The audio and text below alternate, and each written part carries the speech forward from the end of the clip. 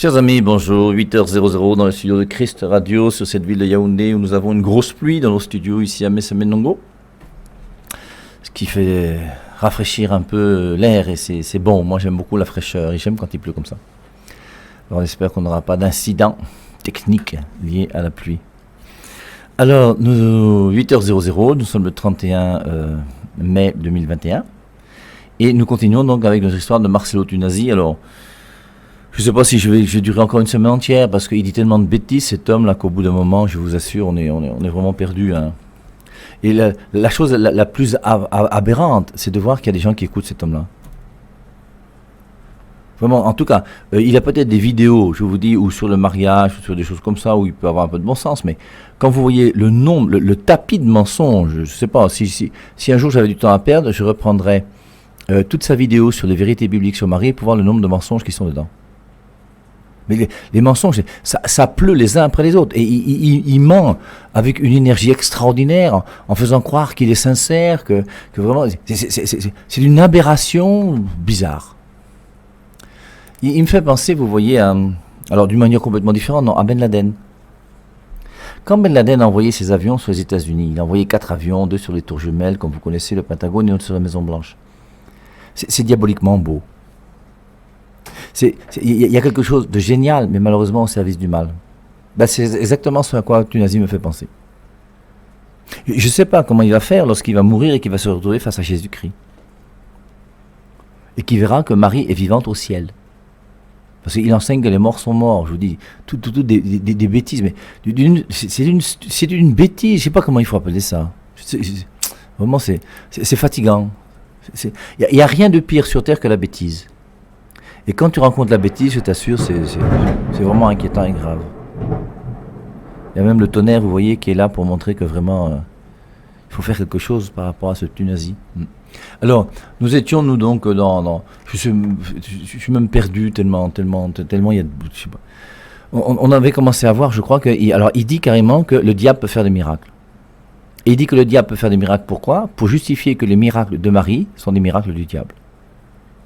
Le diable ne peut pas faire de miracle. Le problème, c'est une question d'école. Je vous dis, c'est là où tu vois une fois de plus que ce que je vous disais déjà sur les ondes depuis longtemps, c'est que l'école est bien. L'école est vraiment très bien. Et cet homme-là, vraiment, l'école, s'il avait pu fréquenter un peu plus, je crois que ça l'aurait beaucoup aidé. Il aurait compris déjà que ce n'est pas en revenant uniquement à la Bible qu'on a la vérité, mais en revenant à la parole de Dieu. Déjà, rien que la distinction Bible-Parole de Dieu, ça m'étonnerait qu'il possède cette distinction et cette nuance entre Bible et Parole de Dieu. Et c'est ce qui trompe tous ceux qui sont non catholiques. Et tous les non catholiques sont dans l'erreur à cause de cette confusion qui vient de Martin Luther. Alors, pour justifier que, parce qu'à Lourdes, quand même, il y a quand même une apparition de la Vierge Marie, il y a quand même eu 70 miracles de reconnus. Or, un miracle, c'est quelqu'un qui avait un pied coupé, son pied repoussé. Quelqu'un qui était aveugle, qui ne voyait pas, il a commencé à voir. Ce sont des phénomènes qui sont réels et qu'on constate. Je vous avais dit que ces jours-ci, je relisais un petit peu les Actes des Apôtres. Et en lisant les Actes des Apôtres, vous voyez, au chapitre 3, on voit comment on a guéri. C'est Pierre et Jean qui montaient au temple à l'heure de la prière, c'est la 9e heure, et ils ont guéri un homme qui était paralysé, il avait une 40aine d'années. Et puis ce paralysé-là, il faisait la manche, il demandait l'argent, il faisait l'aumône. Et Pierre et Jean lui disent, nous n'avons pas d'argent. Mais ce que nous allons te donner. Au nom de Jésus-Christ, lève-toi. Au nom de Jésus-Christ, il s'est levé. Et une fois qu'il s'est levé, qu'est-ce qui s'est passé ? Les grands prêtres, une fois de plus, vont commencer à se fâcher et vont arrêter donc Pierre et Jean. Ils vont les mettre en prison. Et puis au bout d'un moment, donc ils vont le lendemain, leur chef, ainsi que les anciens et les scribes, s'assembler à Jérusalem avec le souverain sacrificateur, Anne, Caïphe, Jean, Alexandre, et tous ceux qui étaient de la famille des principaux sacrificateurs. Ils firent comparaître au milieu d'eux Pierre et Jean et demandèrent par quelle puissance ou par quel nom avez-vous fait cela. Donc ils reconnaissent qu'il y a cet homme qui était paralysé qui maintenant marche. Et les gens le connaissaient là-bas au temple. Il avait déjà 40 ans, plus de 40 ans même. Donc forcément, il se pose quand même des questions. Alors Pierre, rempli d'Esprit Saint, leur dit, chef du peuple et ancien, puisque nous sommes interrogés aujourd'hui sur un bienfait accordé à un homme infirme et sur la manière dont il a été guéri, sachez-le bien, vous tous, ainsi que tout le peuple d'Israël, c'est par le nom de Jésus de Nazareth que vous avez crucifié et que Dieu a ressuscité des morts, c'est par lui que cet homme se présente en bonne santé devant vous. C'est lui, la pierre rejetée par vous, les bâtisseurs, est devenue la principale, celle de l'angle. Et je vous rappelle, Pierre, après la Pentecôte, qui n'a plus peur, 3 fois il a renié avant la Pentecôte, et après la Pentecôte, il va dire au même tribunal qui a condamné Jésus, c'est vous qui l'avez crucifié. Et au nom de ce Jésus-Christ que vous avez crucifié, nous avons fait ce miracle. Lorsqu'ils virent l'assurance de Pierre et Jean, ils furent étonnés, car ils se rendaient compte que c'étaient des gens du peuple sans instruction. Ils les reconnaissaient pour avoir été avec Jésus. Et avoir été Jésus pendant 3 ans fait qu'ils sont déjà instruits par le grand maître. Mais en voyant debout près d'eux l'homme guéri, ils n'avaient rien à répliquer. Ils leur ordonnèrent de sortir du Sanhédrin, ils délibérèrent, et ils vont commencer à parler entre eux. Que ferons-nous de ces hommes?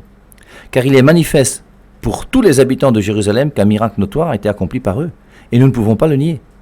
Mais afin que cela ne se diffuse pas davantage parmi le peuple, défendons-leur et menaçons de parler de Jésus-Christ. Ils vont leur dire, est-ce qu'il vaut mieux obéir à Dieu plutôt qu'aux hommes? Ce qui est intéressant, c'est, il est écrit là, car il est manifeste pour tous les habitants de Jérusalem qu'un miracle notoire a été accompli par eux. Et nous ne pouvons pas le nier. Ils ne peuvent pas nier que cet homme a été guéri. Vous, les non-catholiques et les marcello-tunasiens, là, vous ne pouvez pas nier les miracles qui ont été faits à Lourdes. C'est scientifique, c'est rationnel, c'est prouvé. Quelqu'un qui cherche la vérité est obligé de reconnaître ces miracles. Comme quelqu'un qui cherche la vérité est obligé de reconnaître que le corps de Catherine Labouré, qui a vu la Vierge Marie à la rue du Bac, est un corps qui est encore intact jusqu'à aujourd'hui, comme celui de Bernadette Soubirous, qui a eu les apparitions de la Vierge Marie à Lourdes. Vous ne pouvez pas le nier. Si vous le niez, c'est que vous êtes dans le blasphème contre l'Esprit Saint. C'est le refus de la vérité. Comme ces gens qui ont vu Lazare sortir du tombeau, et en sortant du tombeau, qu'est-ce qu'ils ont fait? Eh bien, ils ont commencé à tout faire pour tuer Jésus. Ils ont vu le miracle, mais ils ne veulent pas se convertir à ce miracle. Mais, je pense que Thunazy est dans une situation quand même dramatique. Quand il dit que même le diable fait des miracles, mais c'est un mensonge pur. Le miracle est réservé à Dieu seul. Regardez n'importe quel dictionnaire de français. C'est pour ça qu'il y a beaucoup aujourd'hui de faux prophètes qui sont dehors, comme Thunazy, qui sont des faux prophètes qui ne connaissent même pas la langue qu'ils utilisent.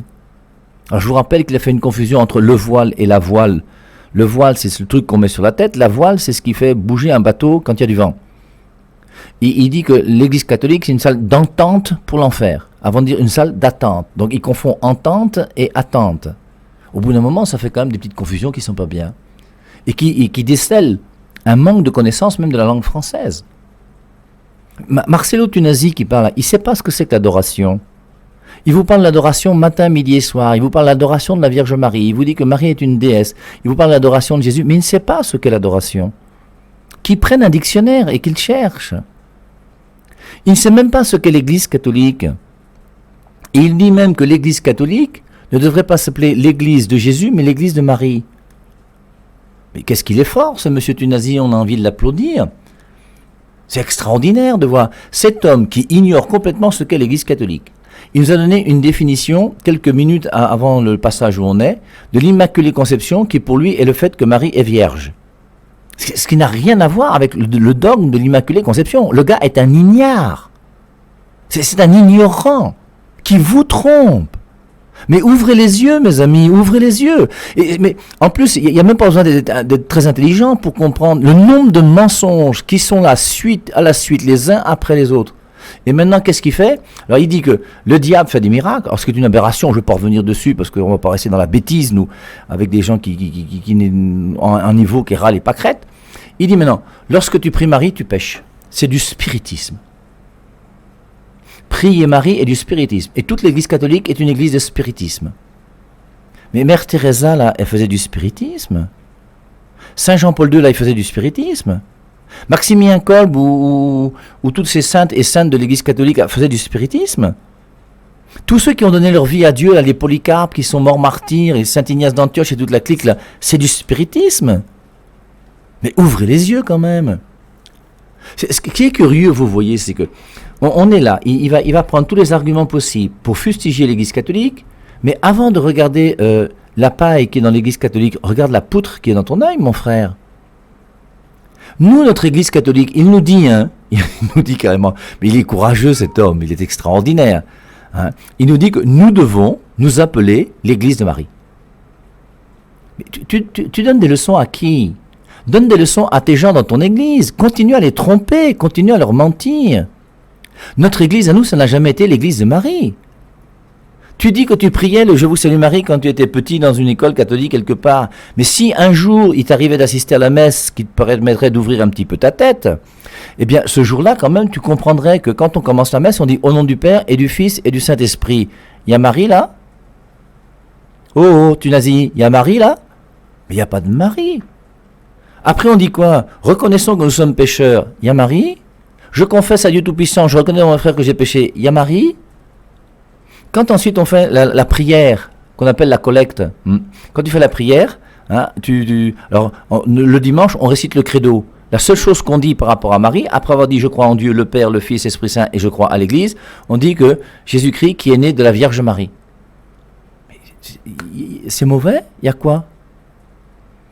Ensuite, maintenant, continuez, prenons tout. La prière que le prêtre fait, il termine en disant « Par Marie, notre Seigneur, qui vit et règne pour les siècles des siècles avec le Père et l'Esprit Saint ». Toutes les prières dans l'Église catholique terminent comment? Dans notre messe du dimanche, y a-t-il une seule prière qui se termine par Marie, notre déesse, qui vit et règne avec toi et le Saint-Esprit pour les siècles des siècles? Vous avez vu ça où, vous? Dans le canon, le seul endroit, j'espère qu'il sait ce que c'est ce qu'on appelle le canon de la prière eucharistique. Dans le canon de la prière eucharistique, on cite Marie là où on cite les saints. Et c'est tout. On n'a jamais demandé à Marie de transformer le pain dans le corps du Christ. On demande à l'Esprit Saint de le faire. Et on reprend les paroles de Jésus. Mais au bout d'un moment, quand même, il faut faire quelque chose. Hein. C'est quand même gravissime, cette histoire. Par contre, maintenant, la question que j'aimerais lui poser, lui. L'église de la compassion, là, qui est le fondateur de l'église de la compassion? Il veut que nous, on s'appelle l'église de Marie. Très bien, hein, c'est beau. Alors que nous, on s'appelle l'église de Jésus-Christ. Ça, c'est clair. C'est Matthieu 16, 18. Pierre, tu es Pierre, sur cette pierre, je bâtirai mon église. Et notre église, nous, existe depuis que Jésus-Christ est venu sur terre, depuis 2000 ans. Mais la compassion, elle existe depuis quand, elle? L'église de la compassion existe depuis 1998. Elle a été fondée par qui? C'est Jésus qui est allé là-bas au Congo, à Kinshasa, là, fonder l'église de la compassion. L'église de la compassion a été fondée par un homme qui s'appelle Marcello Tunasi. Ça, c'est son église à lui. Nous, c'est l'église de Jésus-Christ. Mais il faut quand même mettre les choses au clair. Les protestants ont mis leur foi dans Martin Luther, malheureusement pour eux. De la foi de Luther à la foi de Pierre. Voilà comment le pasteur protestant qui s'est converti à l'église catholique a intitulé son livre. Et malheureusement, chez les protestants, ils ont été, touchés, comment on peut dire, influencés par la fausse doctrine de Martin Luther. Et la plus grande fausse doctrine de Martin Luther, qui influence aussi Tunasi d'ailleurs, parce qu'il est protestant sans le savoir, c'est un non-catholique, c'est que seule la Bible est la parole de Dieu. Ce qui n'est ni chrétien, ni biblique, c'est une hérésie enseignée par un homme qui s'appelle Martin Luther. C'est pour ça qu'on a chassé Martin Luther de l'église catholique, alors qu'il était un prêtre catholique. Non, mais c'est curieux, vous voyez. Alors, il est là très fort pour donner des leçons aux catholiques, pour nous prendre pour des cons et des idiots, pour nous prendre pour des idolâtres, pour dire qu'on a fait de Marie une déesse, pour dire que quand on prie Marie, nous sommes des spiritistes. Donc toute l'église catholique est une église de spiritisme, nous sommes tous dans l'occultisme, nous sommes tous des diables et des démons, et que notre église est l'église de Marie et non pas l'église de Jésus. Il affirme même, que lorsque le pape se promène, il se promène toujours avec une grosse statue de Marie. Mais le gars a vu ça où? Il a vu ça où? Il dit même carrément, ensuite, il continue, il pose la question, et le pape avec sa grosse statue de Marie, est-ce qu'il parle de Jésus? Mais reprends tous les documents de Jean-Paul II, tous les documents de Benoît XVI, tous les documents du pape François, et tu verras qu'il parle beaucoup plus de l'Esprit Saint, du Père et du Fils que de la Vierge Marie. Même si, de temps en temps, il nous arrive aussi de prier la Vierge Marie, oui, parce que la Vierge Marie, nous l'aimons, et nous la reconnaissons comme la mère de Jésus, et pour nous, c'est important. Et même la Bible reconnaît que Marie n'est pas une femme comme les autres. Je vous rappelle tout ce qui est dit sur Marie, toutes les générations me diront bienheureuse. C'est pour ça que Marcello Tunasi, quand tu dis que la Vierge Marie est comme toutes les femmes, tu mens. Parce qu'on n'a jamais dit à toutes les femmes que toutes les générations me diront bienheureuse. Ta Georgette, là, qui est ta mère, là, on l'a dit bienheureuse aujourd'hui? Mais quand même, au bout d'un moment, il faut arrêter ces histoires. Alors, comme Georgette, ta mère, t'a dit qu'elle était vierge le jour où elle s'est mariée avec ton... Alors après, comme elle a accouché, elle n'est plus vierge. Alors, maman Georgette, mais tu compares Georgette à la Vierge Marie? Parce que toi aussi, peut-être que tu es Dieu, non? Comme elle t'a accouché. Mais au bout d'un moment, ça devient grossier, ces histoires-là. Et je m'excuse moi aussi de devenir un peu grossier dans mon langage, mais au bout d'un moment, vous voyez, quand on vole avec des gens qui sont au niveau des pâquerettes, on est obligé de descendre au niveau des pâquerettes pour essayer de voir si un jour ils peuvent comprendre ce qu'on dit. Hein. Mais c'est quand même triste, hein, c'est très triste. Je vous assure, autant la première fois que j'avais écouté, j'avais été troublé, j'avais trouvé des arguments qui pouvaient être un petit peu diaboliquement beaux pour détourner des chrétiens catholiques, autant un homme sensé qui écoute cette vidéo, je vous assure, reconnaît que je ne pense pas que l'église de Thunasie va continuer longtemps. Je ne pense pas. Et d'ailleurs, je pense que quelque part, il est en train d'essayer de voir si ses fidèles ne peuvent pas rester chez lui. Il y a comme une complainte dans sa vidéo dans laquelle il dit que même si l'église de réveil sont comme ci, comme ça, là, et que les gens partent à l'église catholique, on a l'impression qu'il est en train de perdre ses fidèles. Et il va en perdre beaucoup. Il en perdra beaucoup parce que vraiment, il n'ira pas loin dans les années à venir. Ça, tu ne peux pas dire autant de mensonges et croire faire l'œuvre de Dieu. L'Esprit Saint n'est pas avec lui. Le menteur, c'est celui qui a pour père le diable. Jean 8, 44. Et à mon avis, quand même, c'est quand même très, très, très grave. Très, très, très grave. D'insulter une église comme ça, gratuitement, pour rien. Je ne sais pas quel problème il y a avec l'église catholique. Alors, lorsque tu pries Marie, tu pèches. Sainte Marie, Mère de Dieu, priez pour nous pauvres pécheurs. Saint Paul dit, priez pour moi. Il dit que quand je prie pour vous, je pense à ça. Mais Marie peut prier pour nous. Alors, prier Marie, c'est la même chose que de prier les démons. Ce qu'il dit, hein, il dit que si dans ta famille, tu as quelqu'un qui prie Marie, c'est qu'il invoque les démons. Laissez les gens prier Marie. Marie n'a jamais détourné quelqu'un de Jésus. Tous ceux qui ont prié la Vierge Marie, Mère Teresa, Maximilien Kolbe, Saint-Louis Grignon de Montfort, Saint Bernard, Saint Dominique, le Père Hervé Marie même, et tout ce que vous voulez, et le pape Jean-Paul II, et le pape François, et Monseigneur Bargaille, nous tous nous prions Marie. Et vous allez dire que nous tous, nous sommes des démons? Quand même. Alors après, il parle aussi de l'eau bénite, de l'encens. Je vous rappelle que les reliques, c'est biblique. Hein. Le passage bien connu, c'est Acte 19, 11. Et dans Acte 19, 11, on voit comment... Et Dieu faisait des miracles extraordinaires par les mains de Paul. Si Dieu faisait des miracles extraordinaires par les mains de Paul, est-ce que Dieu ne peut pas faire des miracles par les mains de sa mère? Pourquoi il pourrait faire par Paul et pas par Marie? Pourquoi? C'est biblique, non? Et ensuite, on continue. Hein. Il dit donc, et Dieu faisait des miracles extraordinaires par les mains de Paul, au point qu'on appliquait sur les malades des linges ou des étoffes qui avaient touché son corps, alors les maladies les quittaient, les esprits mauvais sortaient. Il y a des reliques, des habits de Paul qui guérissaient les gens et qui chassaient les démons. C'est pas moi qui l'ai voulu, c'est Dieu qui l'a voulu. Non. Alors, donc c'est important qu'on essaie alors, justifier, on va pas justifier l'injustifiable. Enfin, on va pas justifier que notre église, c'est pas l'église de Marie, c'est l'église de Jésus. C'est tellement bête que c'est comme s'il disait que le Père de Marie, c'est une femme. S'il dit que le Père de Marie, c'est une femme, bon, je vais justifier ça comment? Moi, je suis un homme, je suis barbu, vous me connaissez, non? Je suis pas une femme. Alors, quand quelqu'un ment, tu vas justifier quoi? Ça n'a pas de sens. Hein. Alors, quand il a dit, ils doivent écrire l'église de Marie. Voilà ce qu'il dit, hein. Il nous donne des ordres. Merci, monsieur Thunasie, de nous donner des ordres. Et de nous dire, à nous les catholiques, que nous sommes bêtes, idiots, et qu'on doit dire l'église de Marie et non pas l'église de Jésus. Si tu avais un peu d'humilité, que tu te remettrais en cause, ce serait une bonne chose, hein. L'humilité, là, c'est pas facile, hein.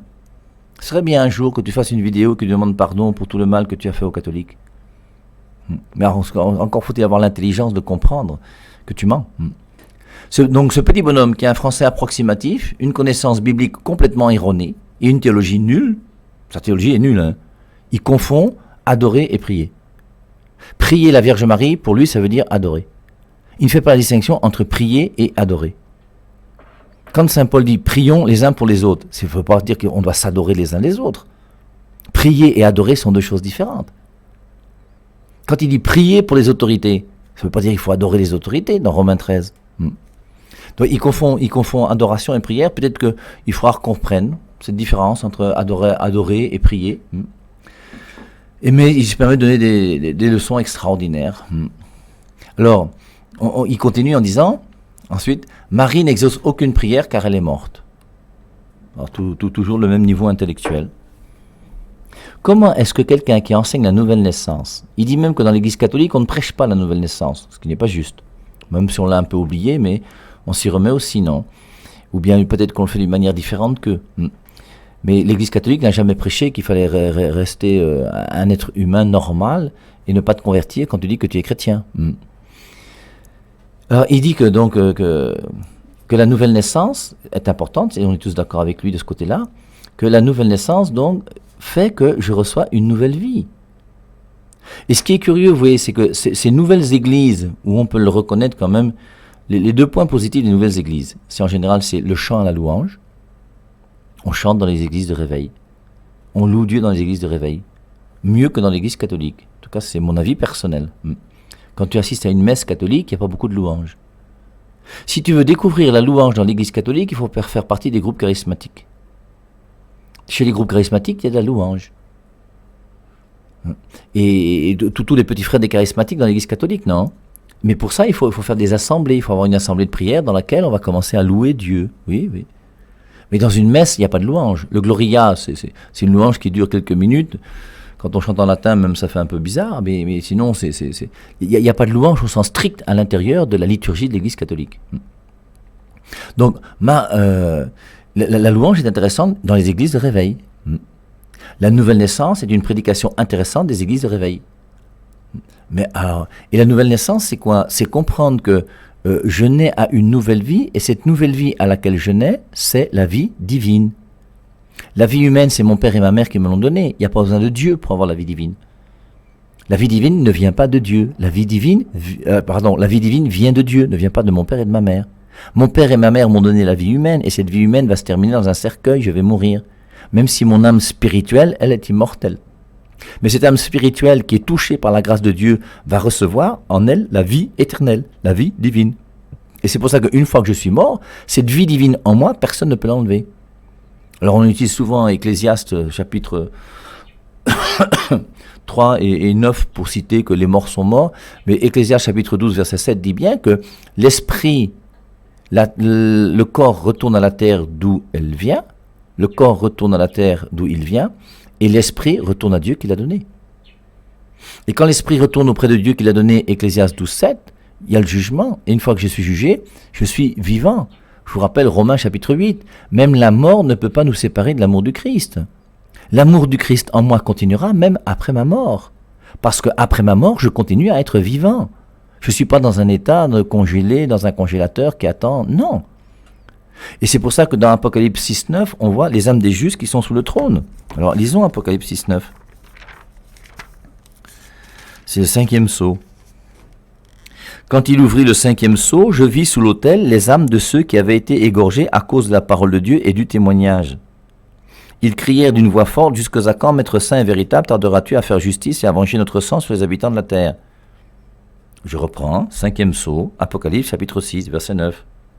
Quand il ouvrit le 5e sceau, c'est l'agneau qui ouvre le 5e sceau, je vis sous l'autel les âmes de ceux qui avaient été égorgés. Ce sont des gens qui sont morts, ils ont été égorgés, sont martyrs. Je vis sous l'autel les âmes de ceux qui avaient été égorgés à cause de la parole de Dieu et du témoignage. Ce sont des saints, ce sont des martyrs.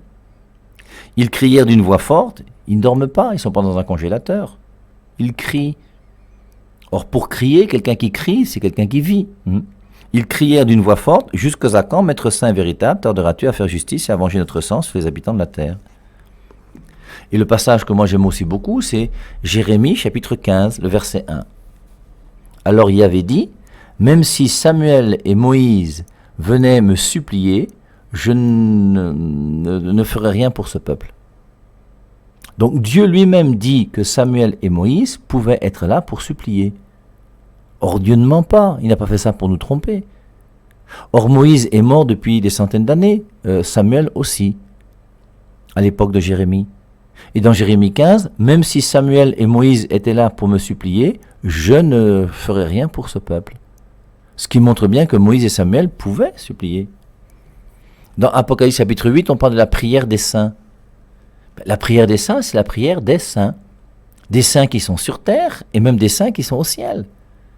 Une fois que je suis saint sur terre, une fois que je meurs, je continue à être saint au ciel et la prière des saints est efficace. Et Marie fait partie des saints et des saintes qui sont au ciel et sa prière est efficace. Marie n'exauce aucune prière car elle est morte.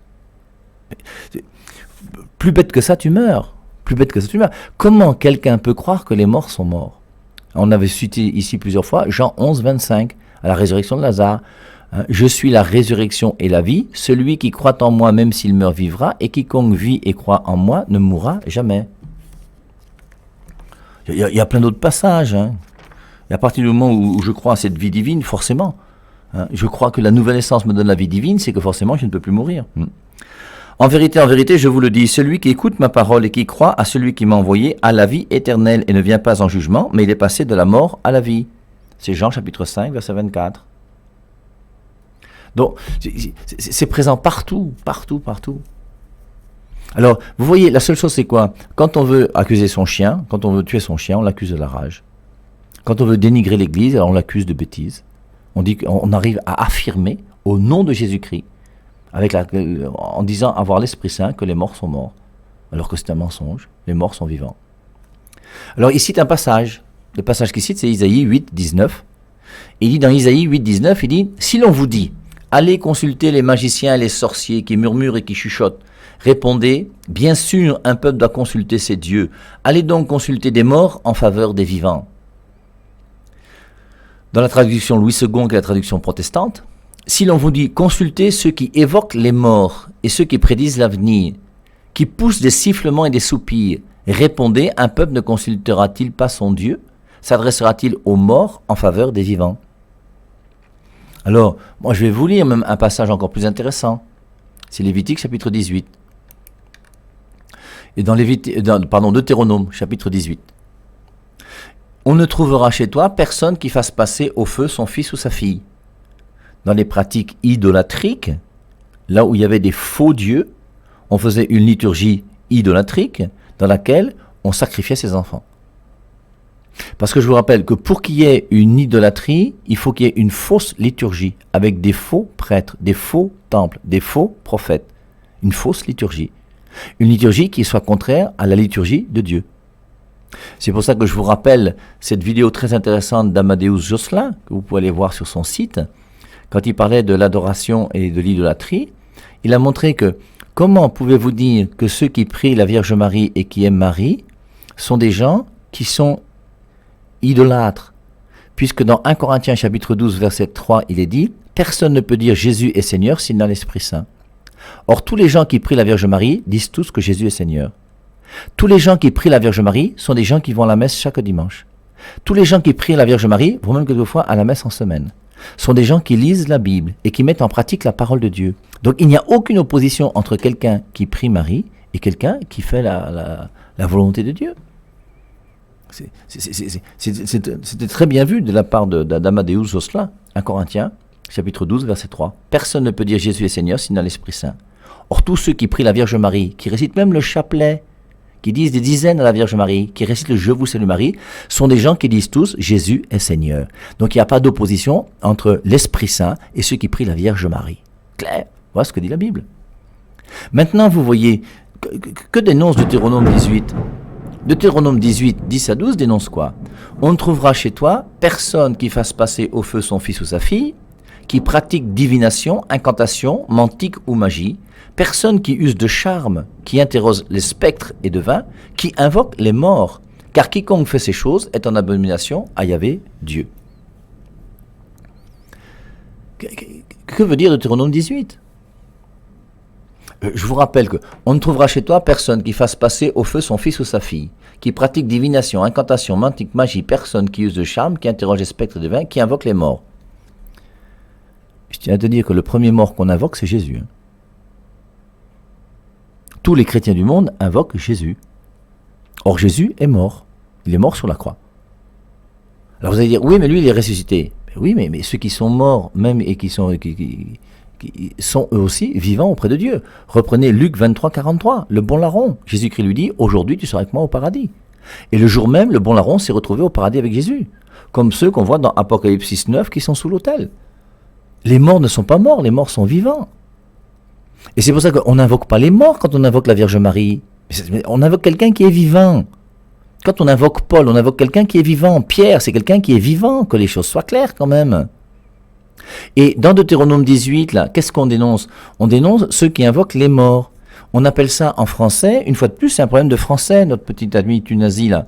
Il faut qu'il aille à l'école, je vous dis. La nécromancie, c'est quoi? La nécromancie, en latin nécromancia, désigne l'interrogation dans un but de divination des personnes décédées qui communiquent avec les vivants. Je reprends ce que c'est que la nécromancie, qui est interdite par la Bible, qui est interdite même par l'Église catholique, qui est interdite même par toutes les églises. Ça, c'est du spiritisme, c'est de l'occultisme, c'est des choses diaboliques. La nécromancie, je vous redonne la définition, désigne l'interrogation dans un but de divination. Quand j'interroge un mort pour savoir ce qui va se passer demain, c'est de la nécromancie. Quand je demande à Marie de prier pour moi, ça n'a rien à voir avec la nécromancie, mon frère. Donc la nécromancie désigne l'interrogation dans un but de divination des personnes décédées qui communiquent avec les vivants. Mon âme ne peut que te dire merci, Seigneur. Mon âme ne peut que te louer, car sans toi,